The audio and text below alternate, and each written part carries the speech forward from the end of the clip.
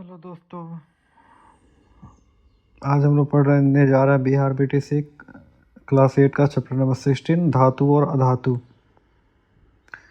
देखिए, ये हम लोग पिछले चैप्टर में पढ़े हुए हैं धातु के बारे में।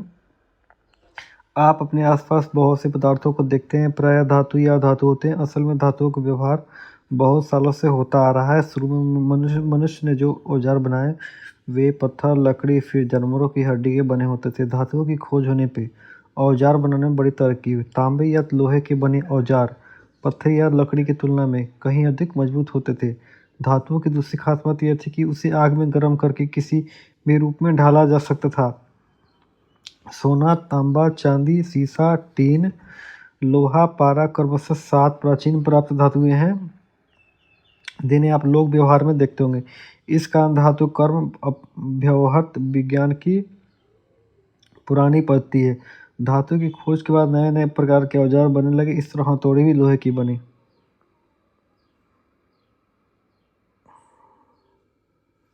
धातु के भौतिक गुण।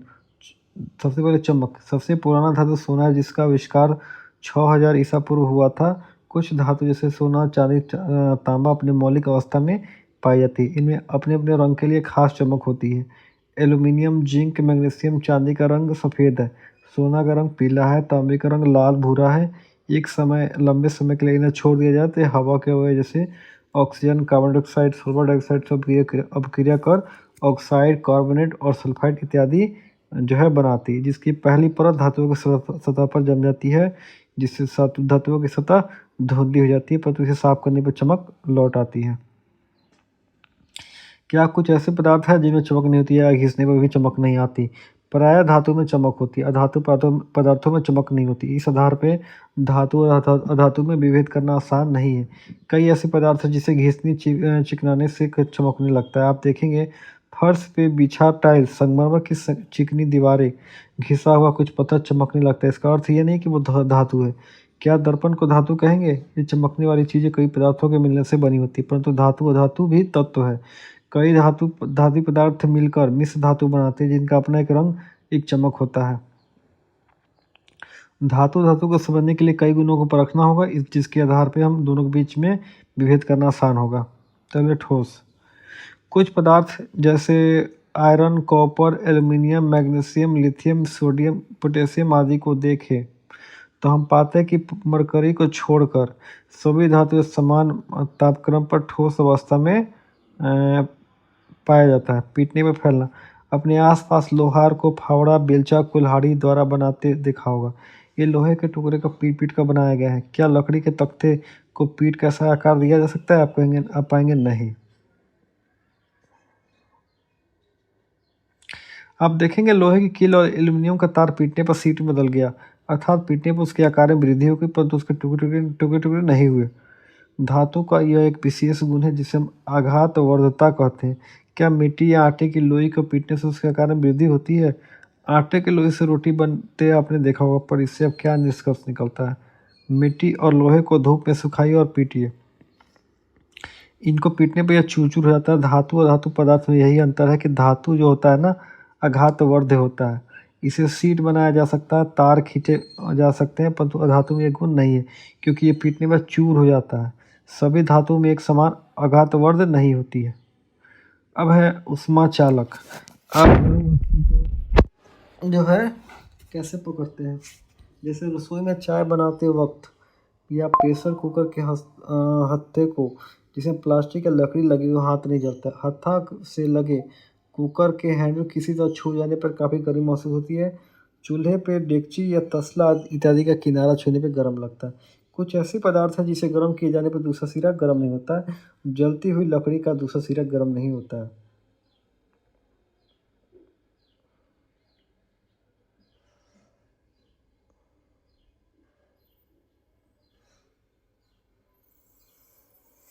देखिए, क्रिया फॉर्म है कि एक एल्यूमिनियम या लोहे का छड़ लीजिए, छड़ की जगह पर मोम की सहायता से पिन को चिपका दीजिए और उसके बाद छड़ के एक सिरे को लैंप से सटा दीजिए। कुछ देर के बाद हम पाते हैं कि गर्म सिरे की ओर मोम बारी बारी से पिघलने लगती है, एक एक करके पिन गिरता चला जाता है।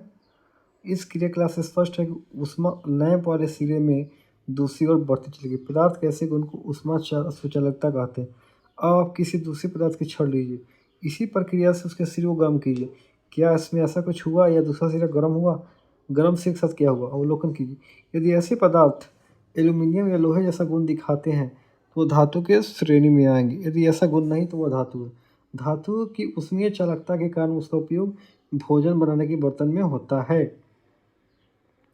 चांदी और कॉपर जो है ना ऊष्मा के सबसे अच्छे चालक है, चांदी और कॉपर, जबकि लेड और पारा ऊष्मा के सबसे कम चालक है।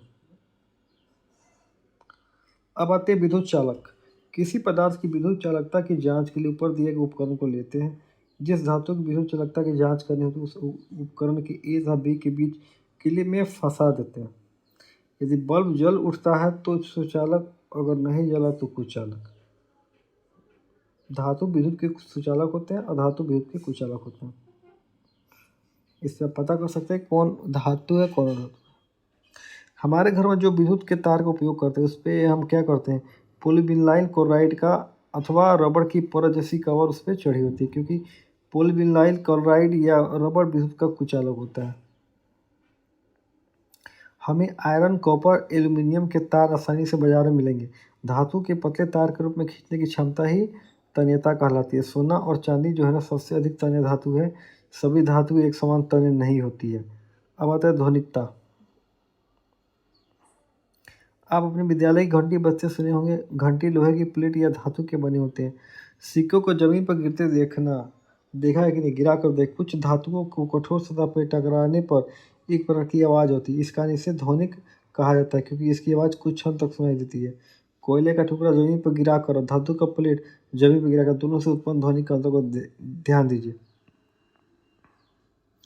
अब आता है सोना। एक कोमल सुनहले रंग का कीमती धातु। इसका मुख्य उपयोग आभूषण बनाने में होता है।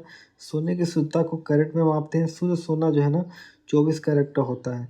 आभूषण बनाते समय शुद्ध सोना में कम कीमती धातु तांबी या चांदी थोड़ी सी मिला दें, जिससे उसका कुछ भाग कठोर बन जाता है। ये 22 कैरेट के होते हैं, जिनका अर्थ यह हुआ कि 22 भाग सोना, 2 भाग तांबा और चांदी की मिलावट है। 24 कैरेट को 18 कैरेट में बदलने के लिए 18 भाग सोना में 6 भाग तांबा और चांदी मिश्रित कर सकते हैं।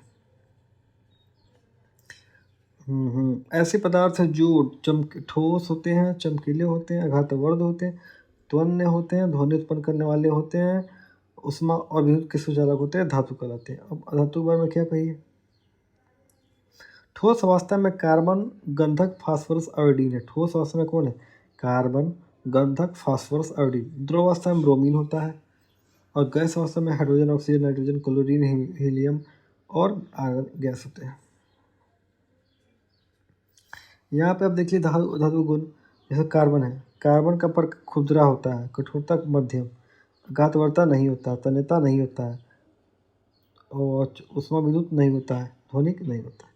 सल्फर देख लीजिए, खुरदरा होता है, कठोरता मुलायम होगा, घातवर्ता नहीं होता है, नहीं नहीं नहीं। आयोडीन है। देखिए अब कुछ अपवाद। सभी धातु तन्य होती है, इसमें अपवाद है बिस्मथ नहीं होती है। सभी धातुएं ठोस होती है, जैसे मरकरी या पारा इसमें ठोस नहीं है लेकिन है। आयरन, कॉपर, एल्यूमीनियम इत्यादि इतने कठोर है कि परंतु लिथियम, सोडियम, पोटेशियम मुलायम है, चाकू से काटा जा सकता है। लेड और पारा धातु होते हुए ऊष्मा का सबसे कम चालक है। कुछ तत्व ऐसे होते हैं जिसमें धातु धातु के दोनों गुण पाए जाते हैं, जैसे boron, silicon, germanium, arsenic, antimonium, ये सब। सभी अधातु विद्युत की कुचालक है। अपॉइड ग्रेफाइट, ग्रेफाइट अधातु होते हुए विद्युत का सुचालक होता है। हीरा धातु है, फिर भी वह सबसे ज़्यादा चमकने वाला पदार्थ है। अब है ऑक्सीजन से अभिक्रिया। आपने पिछली कक्षा में पढ़ा होगा कि खुरपी, कुल्हाड़ी, कैंची, लोहे का गीला तावा कुछ समय तक नम हवाई में छोड़ देने पर जंग लग जाती है। जंग एक अलग पदार्थ है जो लोहे से भिन्न है।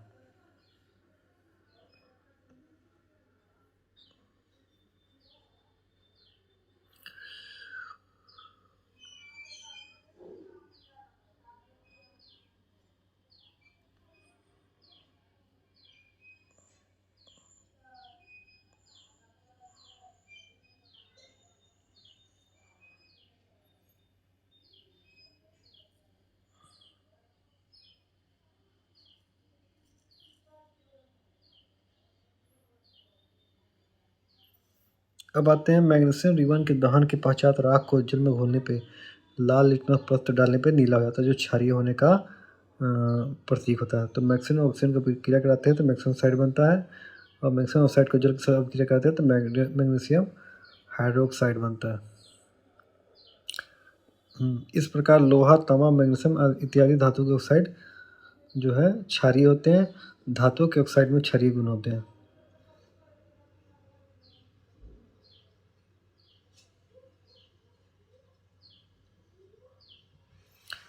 अब है जल के साथ अभिक्रिया। मैग्नीशियम की एक टुकड़ी को लेना है, आपको बाल पत्र से पूरी तरह साफ कर देना है, और साफ किए गए मैग्नीशियम के टुकड़े को थोड़ा सा जल में भरे पखली में रखकर गर्म कीजिए। आपने देखा होगा मैग्नीशियम जल से अभिक्रिया करके हाइड्रोजन गैस बनाता है, और जो कि पॉप ध्वनि के साथ जल उठता है। इस तरह हम समझ सकते हैं कि कुछ धातु जल के साथ अभिक्रिया करके हाइड्रोजन गैस बनाती है, परंतु सभी धातु जल के साथ अलग अलग तरीके से अभिक्रिया करती है। सोडियम और पोटेशियम जल के साथ आसानी से अभिक्रिया करते हैं। मैग्नीशियम ठंडे पानी से अभिक्रिया नहीं करता है, परंतु उबले हुए पानी से जल्दी अभिक्रिया करता है। जस्ता और लोहा वाष्प से अभिक्रिया करते हैं। अधातु जल से अभिक्रिया नहीं करती, इस कारण कुछ अधातुओं को जल में रखा जाता है। फास्फोरस को पानी में रखते हैं जिससे हवा से अभिक्रिया ना कर पाए, क्योंकि हवा से अभिक्रिया करता है और आग पकड़ लेता है।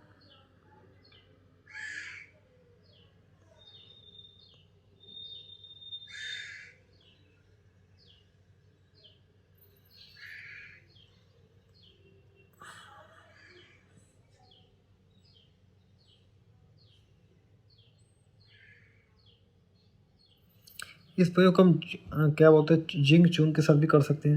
लेकिन कुछ धातु जैसे तांबा, सीसा, तनु हाइड्रोक्लोरिक अम्ल के साथ अभिक्रिया नहीं कर पाते हैं।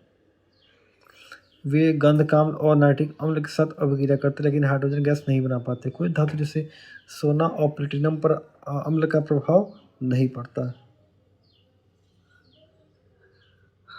क्या आप जानते हैं कुछ खाद्य पदार्थों को जैसे नींबू, दही, अचार, इमली जिनमें अम्ल होता है उनको धातु के बने पात्र जैसे लोहा, तांबा, एल्युमिनियम नहीं रखा जाता,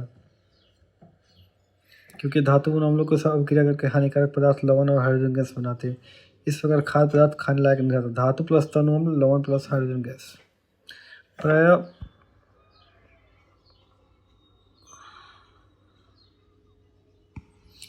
कुछ प्राय धातु अम्ल से अभिक्रिया नहीं करती, लेकिन कुछ अधातु जैसे सल्फर, फास्फोरस, सांद्र गंधकाम्ल, नाइट्रिक अम्ल उसकी अभिक्रिया तो करते हैं परंतु हाइड्रोजन गैस नहीं बनाते। अब आते क्या आप जानते हैं एक्वारेजिया क्या है? ये रॉयल जल का लैटिन शब्द है। सांद हाइड्रोक्लोरिक अम्ल और सांद नाइट्रिक अम्ल के 3.1 अनुपात के साथ ताज़ा मिश्रण को क्या कहते हैं? इक्वारेजिया कहती है। यह सोना और प्लेटिनम को भी गला सकता है। अकेले किसी अम्ल में क्षमता नहीं होती। जब पुराने और मलिन सोने के आभूषण को इस विलयन में डाला जाता है तो यह नए आभूषण की तरह चमकने लगता है। इसका वजन बहुत कम हो जाता है, वजन कुछ घट जाता है क्योंकि सोना एक यूरिया के विलयन में गल जाता है। अब आते हैं क्षार के साथ अभिक्रिया। कुछ धातु सोडियम हाइड्रोक्साइड और पोटेशियम हाइड्रोक्साइड जो कि एक क्षार है के साथ अभिक्रिया करके लवण और हाइड्रोजन गैस बनाता है।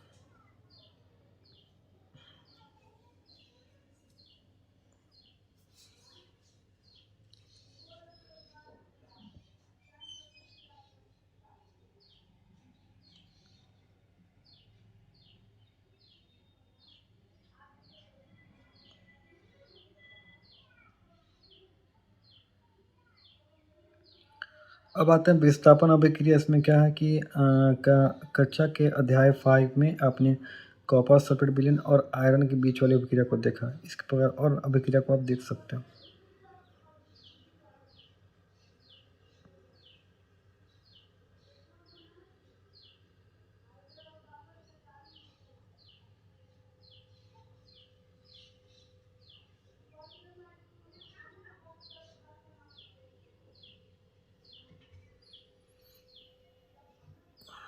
देखिए आपने 1 और 2 में देखा कोई परिवर्तन हो रहा, विकट 3 और 4 में कोई परिवर्तन नहीं हो रहा।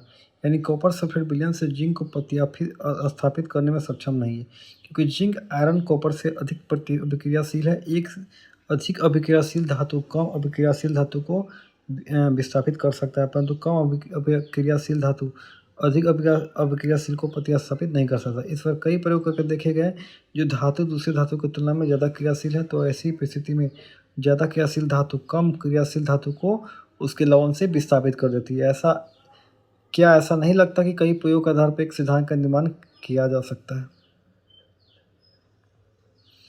अब आते उपयोगिता पे। देखिए, लोहा का उपयोग दैनिक जीवन के लिए कई उपयोगी वस्तुओं से लेकर किसी यंत्रों को बनाने में होता है। एल्युमिनियम का उपयोग बर्तन बनाने और वायुयान में होता है क्योंकि यह हल्का होता है। तांबे का इस्तेमाल बिजली के तार और विद्युत संयंत्रों में होता है। सोने चांदी का इस्तेमाल आभूषण निर्माण में, कंप्यूटर के विद्युत परिपथ में होता है। फ्यूज तार एक मिश्र धातु है जिसमें टीन और लेड को लिया जाता है। इससे गलनांक कम होता है, प्रतिरोध ज़्यादा होता है। उच्च वोल्टेज की विद्युत धारा बहती है, तो इस उच्च वोल्टेज में घर में विद्युत से चलने वाले मशीन जैसे पंखा, फ्रिज, टीवी जल सकती है। इस उच्च वोल्टेज पे फ्यूज के तार पहले ही जलकर घर के विद्युत प्रवाह को रोक देते हैं, जिससे घर की सामग्री जलने से बच जाती है। अब आते हैं, क्या आप जानते हैं लोहा धातु हीमोग्लोबिन नामक प्रोटीन का घटक है जो मानव शरीर में ऑक्सीजन परिवहन करता है। तांबा और जिंक मिर्जान में पाया जाता है। आर्सेनिक एक विषैली धातु है, मैग्नीशियम पौधे में होता है। कुछ अधातु जैसे नाइट्रोजन, पोटेशियम, फास्फोरस का उपयोग ऊर्जा के निर्माण में होता है। फास्फोरस माचिस के निर्माण में, आयोडीन कटने छीलने पर एंटीसेप्टिक के रूप में, सल्फर पटाखों के निर्माण में, ऑक्सीजन शोषण में, हीरा ज्वेलरी और शीशा कटने में, ग्रेफाइट बैटरी और पेंसिल के बनाने में होता है। इस पर आप अपने आसपास की चीज़ों को धातु और अधातु के रूप में पहचान कर उससे बनने वाली चीज़ों का नाम उपयोगिता के बारे में लिखें।